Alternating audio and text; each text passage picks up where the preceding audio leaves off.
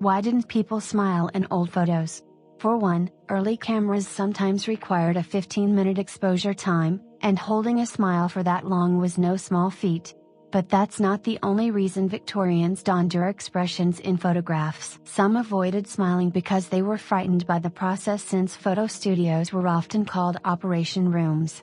Others kept their mouths closed to hide their rotting teeth. Small mouths were considered more beautiful than a wide grin, and big smiles were associated with mental instability. The popularity of 19th century death photos underscores just how differently people perceived photography. What exactly made people start smiling in photographs? As it turns out, women led the smile revolution, with some marketing help from Kodak. Before we get into the video, make sure to like the video and subscribe to our channel, and don't forget to hit the bell icon so that you will be notified of our new videos. Their straight faces had nothing to do with how happy they were. People in the 19th century were indeed happy, even if there's little photographic evidence to prove it. Angus Trumbull, director of Australia's National Portrait Gallery, says, "People in human history have smiled, laughed, and behaved more or less as they do today, in other words naturally and spontaneously, in the private sphere. But for decades, people didn't smile in photographs. This was because photographs were seen as public rather than private."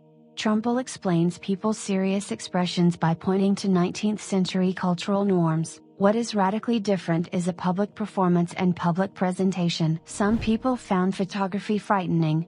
Posing for a photograph could be a frightening experience. Professor Christina Kochemidova found that many early amateur portraits revealed a fear of the camera. Some of the first photography studios were even called operation rooms, and photographers told subjects to pose before the instruments. Kodak addressed people's fear of the camera by promoting photo studios as pleasant rather than frightening. "I would tell people," a Kodak journal recommended, "that it is now just as enjoyable to go to a studio as it is to go to a large drapery establishment. I would talk about the charming pictures which show the latest fashions in dress, about the new styles of finishing and mounting, toys for amusing children, in fact, anything pleasant." Photographers instructed subjects to say prunes to keep their mouths small. People's dismal appearances in old photographs weren't accidental. In fact, they were instructed to appear that way. Rather than asking their subjects to say cheese, photographers told subjects to say prunes in order to keep their mouths small. A small mouth fit Victorian beauty standards, and a more demure expression followed proper etiquette at the time. People wanted to avoid showing their bad teeth. In the 19th century, dental hygiene was nothing like it is today. While a portrait artist might hide rotten teeth with a brush of paint, photography revealed rotten and missing teeth. Angus Trumbull explains, "People had lousy teeth, if they had teeth at all, which militated against opening your mouth in social settings. As dental health improved, people began showing off their pearly whites in photos. Wide smiles were associated with madness. In the 19th century, wide grins carried negative associations. This was because large smiles were considered a sign of mental instability. In the Victorian era, a lack of control over emotions and facial expressions broke decorum. Unsurprising, then, was the fact that wide smiles were linked with drunken. A faint smile might appear in portraits, but toothy smiles weren't the look most people desired. Pictures were serious because they were rare.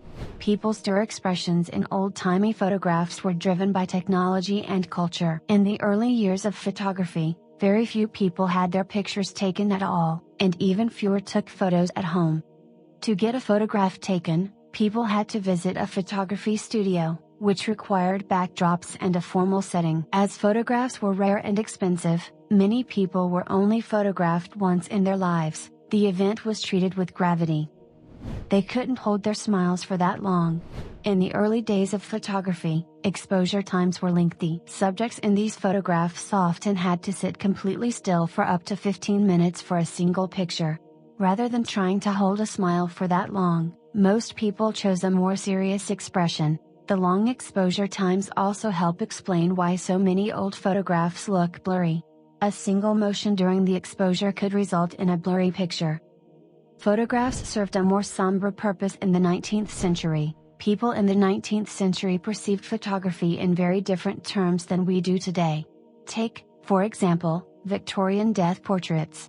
When a family member passed, especially a young child, their living relatives would often pose with the body for a family portrait. Photography allowed families to capture an image of their departed loved ones, preserving their likeness.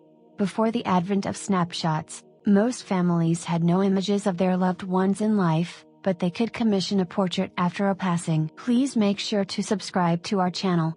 And check out this video, I hope you are gonna love it. Thank you.